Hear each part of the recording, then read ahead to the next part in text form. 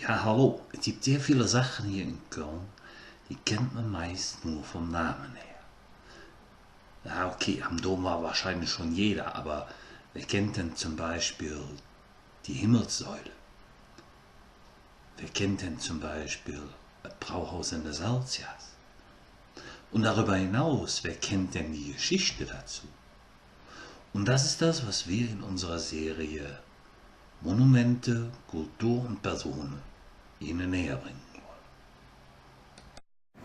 Hallo, in der heutigen Folge von Monumente, Kultur und Personen geht es diesmal nicht um eine mit einer Person in Zusammenhang zu bringende, monumentale Darstellung, sondern es geht um den Engpass zur Einfahrt nach Köln. Um Ihnen das mal genauer zu zeigen, gucken Sie mal hinter mich. Ich drehe mich mal um.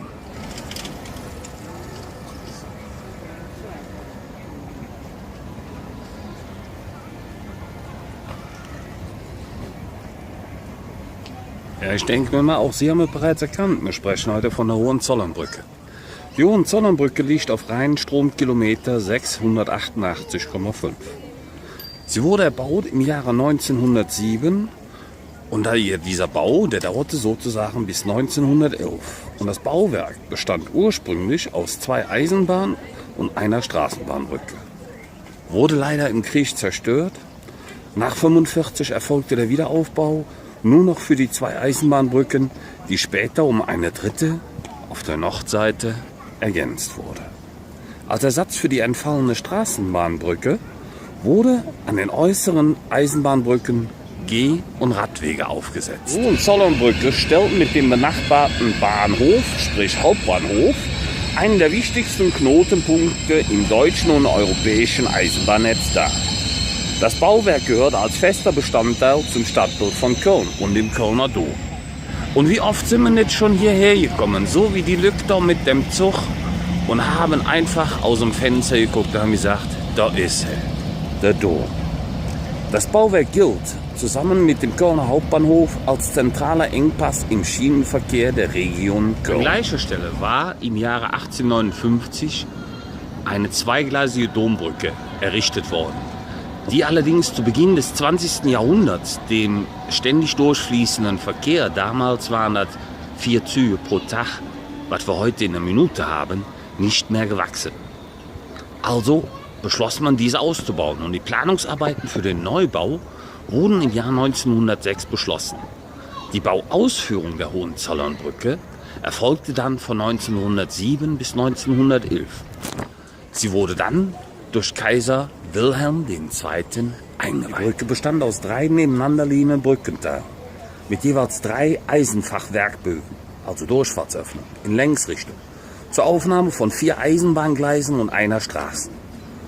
Obwohl die Lage von Brücke und Bahnhof grundsätzlich schon bei den Vorgängerbauwerken umstritten war, übernahm die Hohenzollernbrücke die Ausrichtung der Dombrücke auf die Mittelachse des Domes. Die Reiterstandbilder preußischer Könige und deutscher Kaiser der Hohenzollernfamilie flankieren die Hohenzollernbrücke, jeweils an den Rampen. Die Dombrücke zierten bereits die jetzt rechtsrheinig platzierten Reiterstandbilder von Friedrich Wilhelm IV. Von Preußen, Kaiser Wilhelm I. von Preußen. Ergänzend wurden, und das habe ich Ihnen eben gezeigt, auf dem linksrheinischen die Reiterstandbilder von Kaiser Friedrich III., bereits zu dessen Lebenszeiten, und Wilhelm II. Aufgestellt. Sie verbildlichen das Zeitalter der Preußenherrschaft in der Rheinprovinz.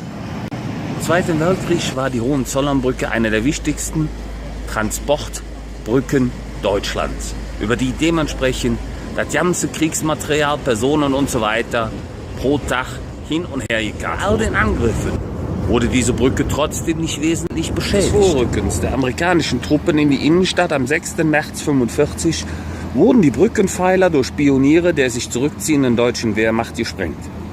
Dabei wurden die uferseitigen Bögen teilweise aber nur gering beschädigt.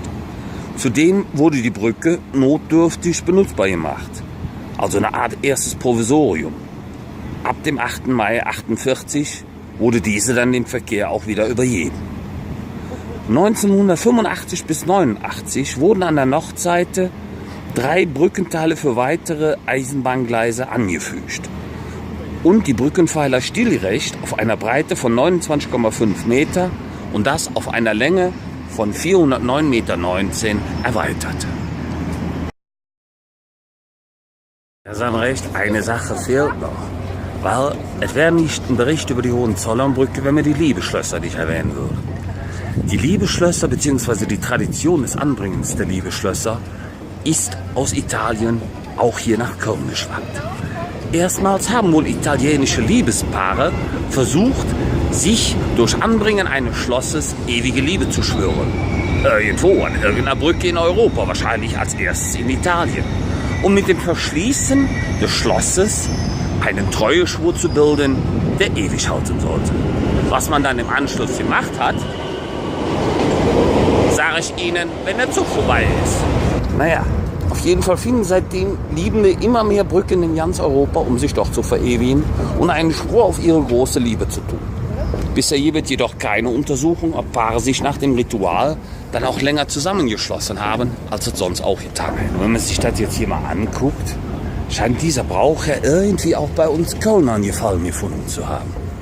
Denn wie gesagt, im Jahre 2008 brachte ein italienisches Pärchen das erste Schloss hier an der Brücke an. Zu meinen, man findet hier echt kein freies Feld mehr. 1/3 der Gitter ist so voll, dass nicht mal mehr Licht hindurchkommt. Oder so ja vorbeifahrenden Zuggästen, wie diesen dort, der Blick auf den Rhein versperrt wird. Und weil es auf der Südseite vielen Liebespaaren zu eng geworden ist, gucken wir nochmal, einmal darum und einmal darum, sind diese auf die Nordseite ausgewichen. Naja gut, jeder so wie er meint. Aber die haben nicht genau genug gesucht, denn was ich vorhin gesehen habe, hier sind noch Ecken frei. Also sollten Sie mit Ihrer Liebsten wirklich mal vorhaben, ewige Schwöre zu trüren, ja, Treue zu schwören, dann gehen Sie einfach mal die Brücke in Ruhe her und dann finden auch Sie Ihr Plätzchen. Wer übrigens wissen will, wie viele Schlösser hier auf der Seite da sind, da hat 3 Möglichkeiten. Die erste wäre zählen. Die zweite wäre schätzen. Die dritte wäre, da ja jeder, nachdem er den Treueschwur geleistet hat, den Schlüssel in den Rhein wirft, hier unten mal eben eine Runde zu tauchen und die Schlüssel zu zählen. Ja, und wie man sieht, die Tradition wird auch heute noch gelebt, wenn man denn ein freies Fleckchen findet, da wo man hin möchte.